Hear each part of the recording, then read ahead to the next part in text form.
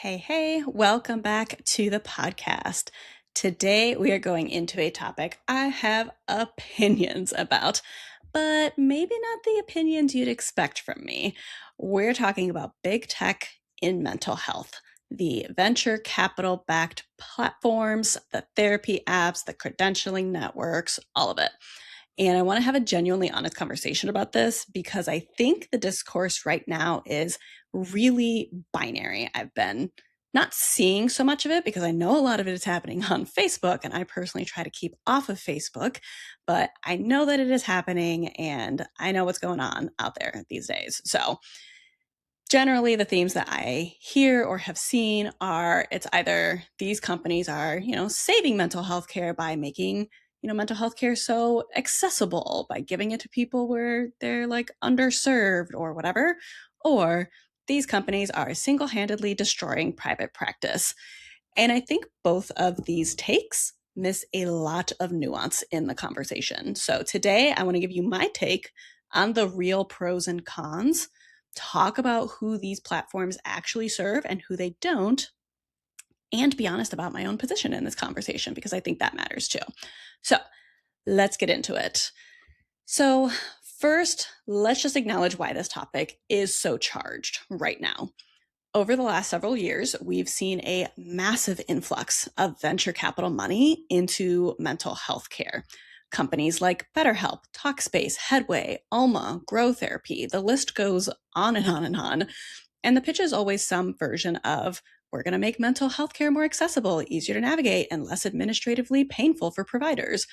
And the response from a lot of private practice therapists, especially those of us who have worked really hard to build an independent premium practice, has been, skeptical at best and hostile at worst.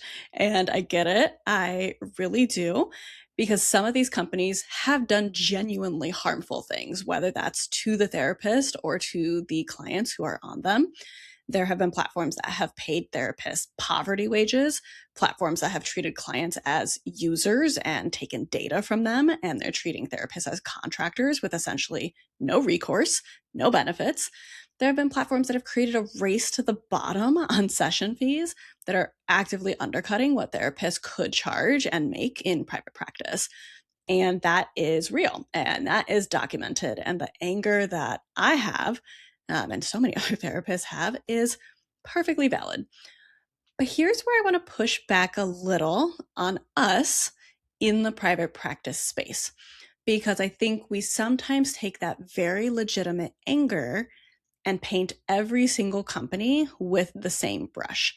And when we do that, I think we're actually ending up doing a disservice to the therapists who are in a very different set of circumstances than some of us. So, in this episode, I'm going to try to untangle this a little bit. This is something I've been thinking a lot about. It's something I'm trying to be very intentional about how I speak on this in this episode. And you know what? In some of my anxiety in talking about it, I might mess up, right? And I don't have all the full picture, but I'm going to share what I know as I know it right now. So let's start with the legitimate criticisms because I don't want to gloss over those. Problem number one, the business model misalignment. A lot of these companies are funded by venture capital, and venture capital, by design, is looking for a return. That means at some point, the company either has to go public, get acquired, or generate significant profit.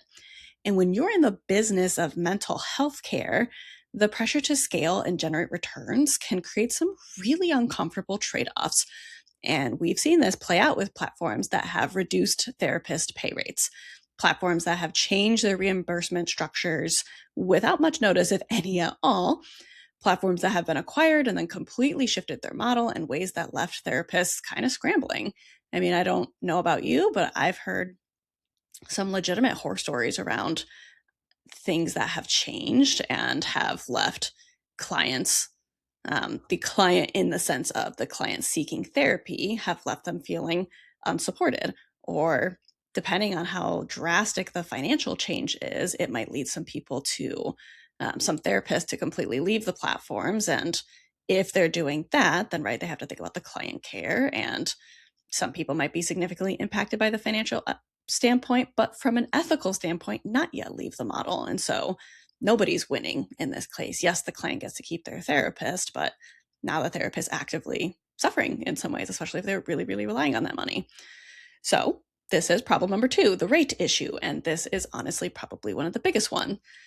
Some of these platforms, and I'm not going to name names because honestly it changes all the time and I do not want to give outdated information, but some of these platforms are paying therapist rates that are genuinely insulting. Like we're talking $30, $40, maybe $50 a session. And when I was in, I guess I don't know if it's in network with an EAP, when I was paneled with an EAP, and I know this is a little bit of a different conversation, but like even rates of $100 an hour, like they felt kind of exciting from the aspect of like, well, at least I'm making a good amount of money. I'm making more than minimum wage, but those are far and few and in between. And I know a lot of these companies don't have structures where they give you consistent pay rates. A lot of the things are like merit based, and how many features are you taking advantage of? And are you getting your clients to fill out paperwork that they're then using for some kind of data?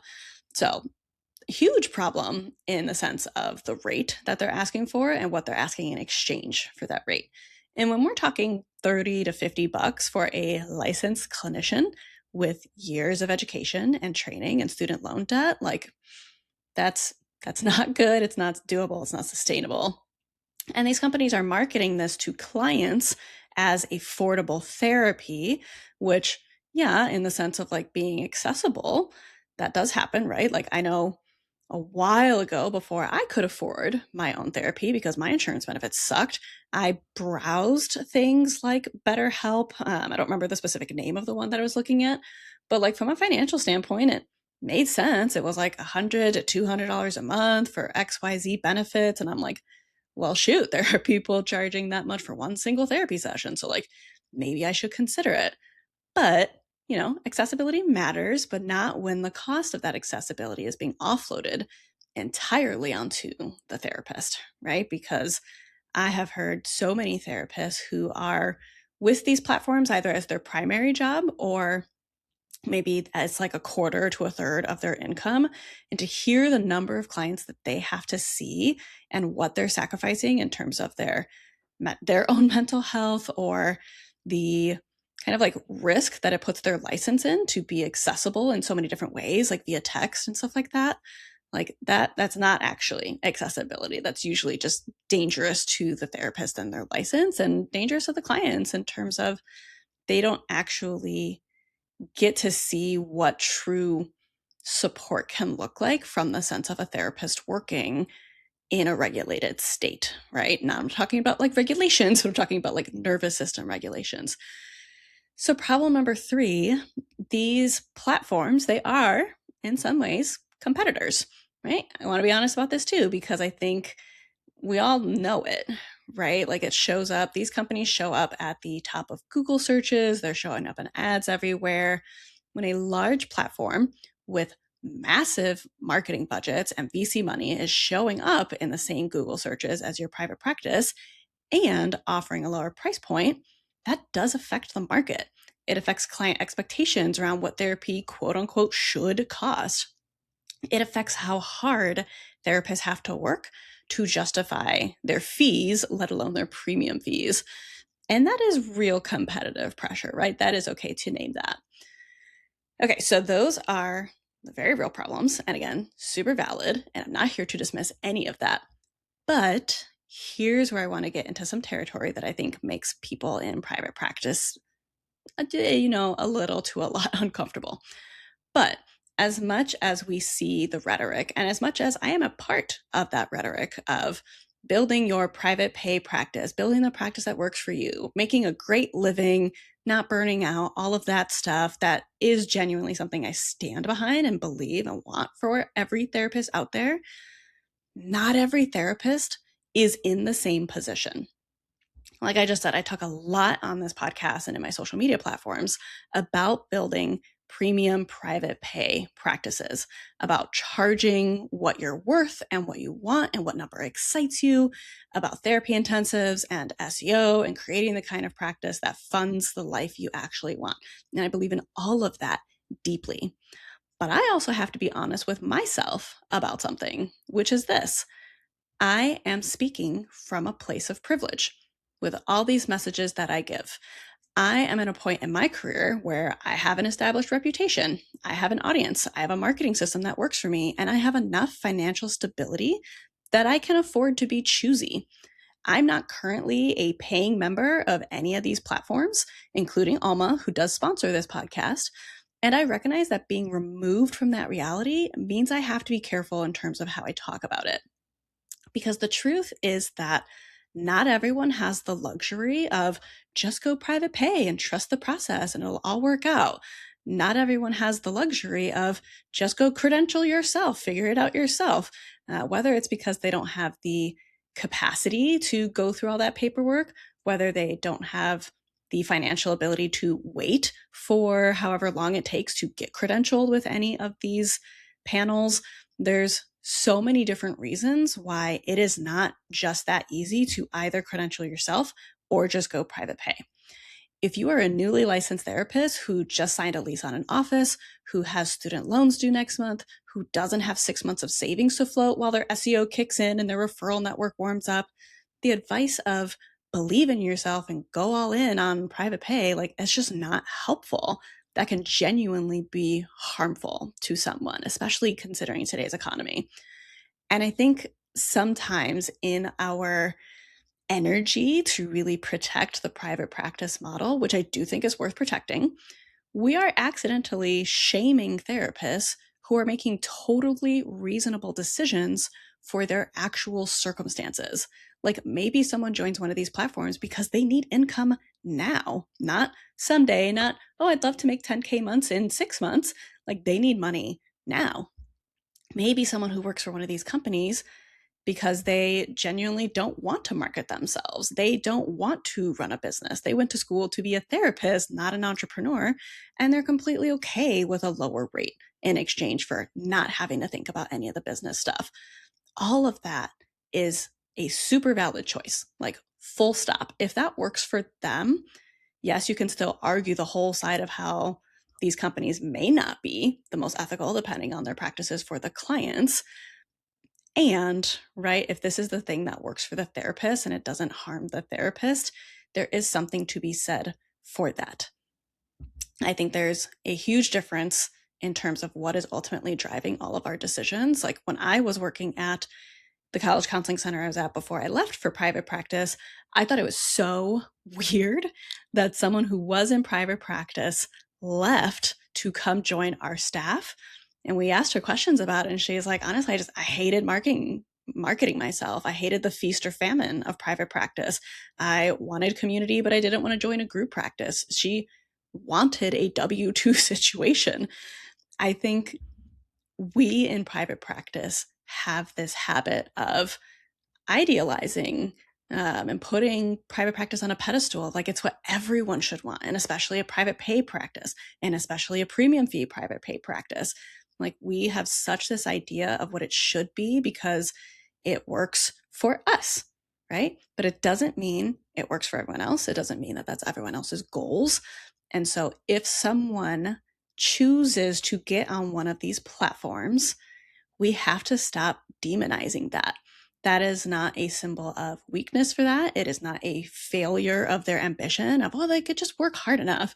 It's someone making a decision that works for their life and their values and their circumstances.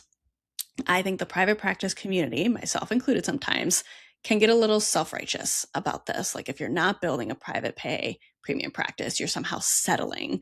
But again, that's just not a fair framework to put on people, right? What works for us doesn't work for everyone else, and that's okay.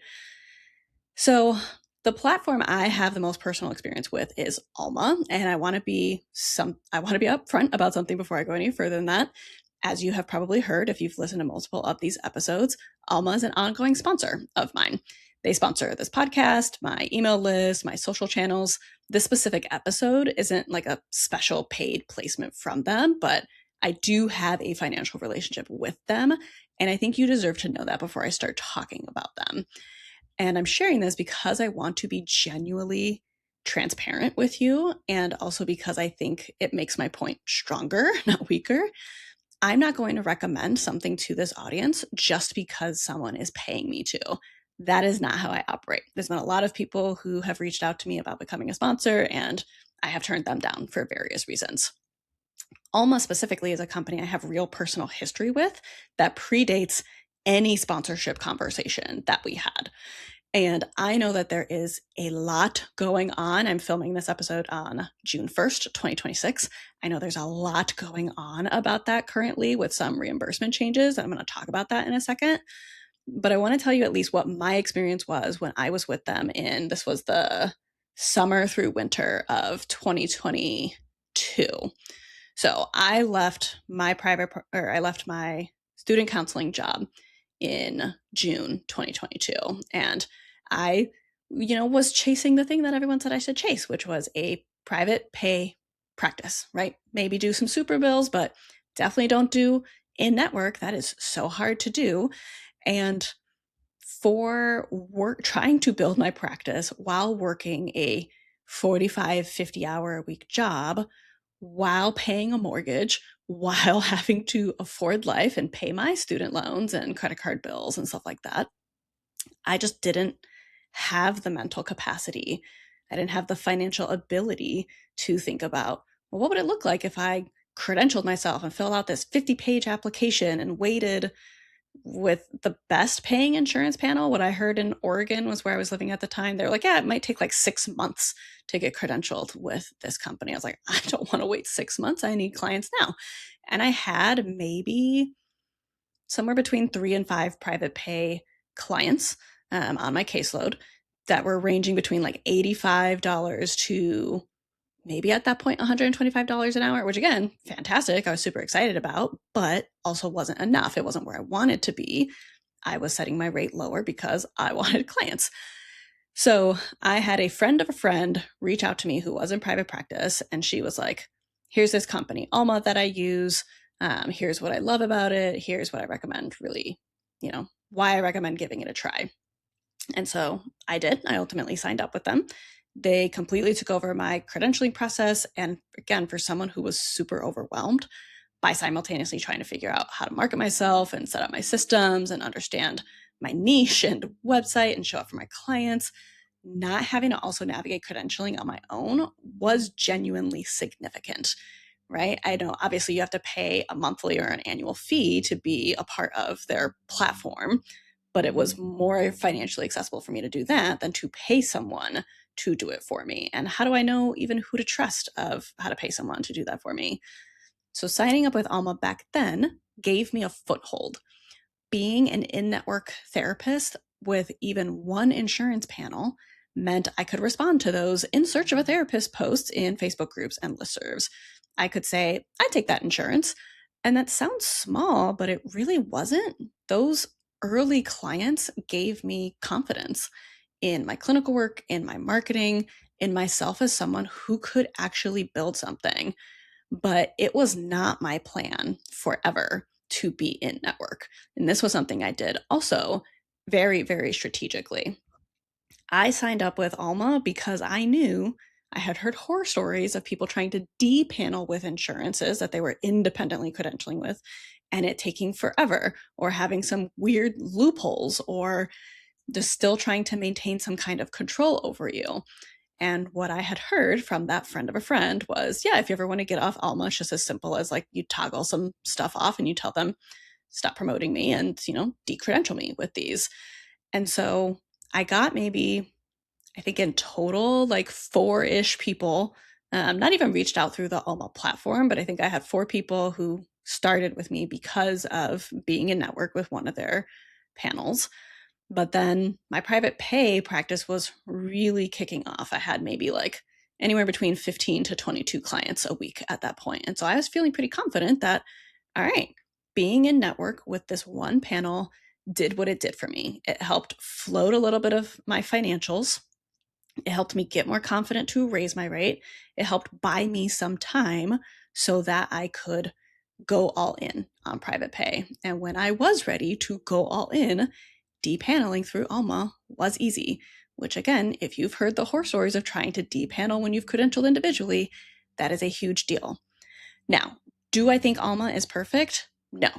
Do I think you should take my word for it because they sponsor some of my content? Absolutely not. Go do your own research. Talk to therapists who are currently members. Read the fine print of anything you're considering joining. But here's why I bring them up as a data point in this broader conversation. Their reimbursement rates are negotiated to be closer to what you'd actually charge yourself in private practice. For me in my area, they were, for what my rates were at the time, they were significantly higher. They were like $60 more an hour than I was making. Nowadays, it's significantly different, but because I've raised my rates over time. But this is a fundamentally different model than platforms who are paying therapists $30 an hour and maybe benefits that you have to work really hard to get or metrics you have to work for in order to get a raise. It's not the same category of thing. And I think that really matters whether I have a sponsorship with them or not. And again, I really want to emphasize I am not with them currently. I started a sponsorship with them about a year ago. And a reason I agreed to work with them, despite not being an active member, was because it is a part of my story. When a lot of therapists ask me, how did you get started? How did you do this? I don't skip this part of, I was all private pay from the beginning. Like, yeah, I started private pay, but then I did credential with this platform for a short period of time as a strategic move to be private pay long term. And so I thought it was still in alignment to say, yeah, sure, I can promote this because I had a good experience with it, easy to get on, easy to get off, served my goals. So that was really important to me. And again, I'm one of those people. I grew up low income. I was terrified to take a chance on myself by starting private practice, and being with Alma for 5 or 6 months genuinely did help make that transition less scary. And I don't regret it. I genuinely don't. Now, I know, again, what is topical at this point is a lot of people are pissed at Alma because of a recent Aetna reimbursement change. So here's what got communicated to all partners of Alma. I'm going to read to you literally some of the bullet points from the email that they sent. At a high level, Aetna recently communicated reimbursement consolidation changes affecting certain CPT codes and provider degree types. Alma was not part of the decision-making process and disagrees with the changes. Alma is actively engaging Aetna leadership and gathering provider feedback to help demonstrate the real clinical and operational impact these changes may have on providers and clients. Providers have been encouraged to complete a survey and participate in an upcoming town hall so their perspectives can be included directly in these conversations. So I get it. I recognize that changes like this are frustrating and impactful for many providers. And if this impacted me, if I was still a member of them and I got this update about my reimbursement changing, i.e., lowering, I would be livid. I would be terrified. Now, Alma has shared that they disagree with the decision and they're actively engaging Aetna while collecting provider feedback to help demonstrate, the impact that this has had and why they should maybe reconsider. And you, if you are currently a member of Alma, obviously please do complete that survey, provide any feedback, go to the town hall if you can. But the thing that I think is important here is that even though Alma is a venture-backed company, like, this is ultimately Aetna that made the decision, right? And I think this is not as clear and simple as like a don't shoot the messenger kind of thing, but we have to remember who the real problem is, right? Like, the real problem and why a lot of us try and go full private pay from the start. Like, yeah, like a venture-backed company is not amazing for various reasons. And who's the real problem here? Like, the real problem here is everything that's going on globally and in the economy and with insurance patterns anyway, right? I know it's so complex that's a whole nother episode I go into, but I think that there is something to be said for who is doing the wrong thing, right? And is Alma doing the wrong thing in this circumstance based on the information I have? I don't think so. That sounds like insurance made a decision that impacted a company who does also happen to be venture backed. So, yes, I have opinions, I have feelings about a lot of things. Yes, again, I recognize my privilege in I'm not actively impacted by this outside of I'm very aware of how I'm being perceived with Alma as a sponsor, given everything that is going on at this point. So I think Alma is doing the best that they can with all of this. I mean, this is just not great news. I really feel for the therapists who are impacted by this, but I think at the end of the day, that's all we ever say, right? Is sure, get off the insurance panel, get off the VC backed company, and then advocate for change. So if that is your decision, if you choose to not at all join any of these companies, or if you choose to leave them, just don't make sure that you miss the part about advocating for change, because just leaving these platforms, I don't think is action enough if you feel that strongly about it. So just because I think Alma is doing a better job and, better compensates therapists than some of the alternatives out there, does that mean I think every therapist should join Alma? No. Does it mean that VC-backed mental health companies are all equivalent? Also no. The nuance is the point here. And that is my whole message that I hope you all hear is, we know this about so many different things of binaries are dangerous, binaries are too extreme, and we miss a lot of the nuance. And so if you're a therapist trying to navigate this landscape, what do I actually want you to take away from this conversation? A few things. Number one, if you are in a position where you are considering partnering with any of these companies, do your homework on the specific company. Not all of these platforms are the same.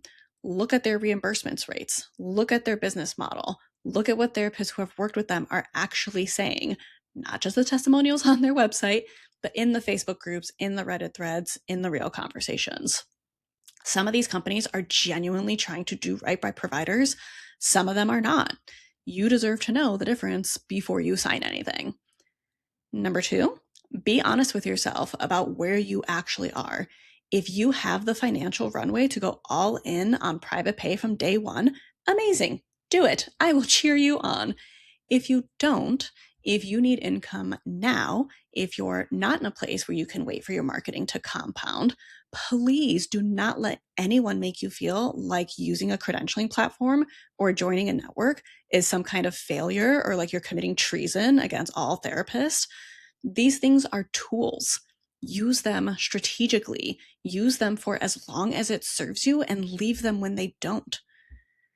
3, stop demonizing other therapists' choices. This one is for the private practice crowd, and I say it with love because I'm in that crowd.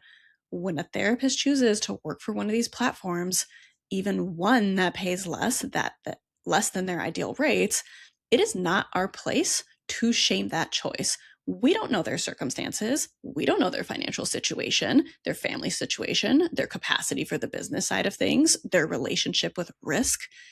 What we can do is make sure people have good information so they can make informed decisions. That's it. That's the job. Number 4, hold the bigger picture. The problem of therapist burnout, unsustainable wages, and inaccessible mental health care is a systemic problem. And while VC-backed platforms are one piece of that picture, they're not the whole thing. Insurance reimbursement rates that haven't kept up with the cost of living are part of it. Graduate school programs that don't teach therapists anything about running a business are a part of it. A culture that still somehow believes therapists shouldn't care about money is part of it. We need to be applying pressure to all of those things, not just directing all of our energy at the easy target of big bad tech. Okay, that was a lot, and I want to be clear, I don't think I have all the answers here. This is a conversation that's still evolving, and I think the landscape of these companies is going to continue changing in ways that none of us can fully predict. What I do know is that therapists deserve to make informed choices.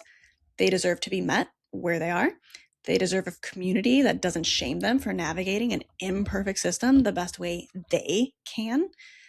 And if you have thoughts on this, if you've worked with one of these platforms, if you have a hot take, if you disagree with me on something, I want to hear it. Come find me on Instagram, send me a DM, reply to my email list. If you want to learn more about Alma specifically, because maybe you're newly licensed and you're looking for a way to build a caseload quickly, or you're an established provider and just tired of handling your own billing and credentialing, I'll link them in the show notes. There is no pressure to join. Again, do your homework, make your own decisions. I think it's worth at least taking a look at what they offer. Okay, that is it for today. Thank you so much for being here and having this hard conversation, and I'll talk with you next week.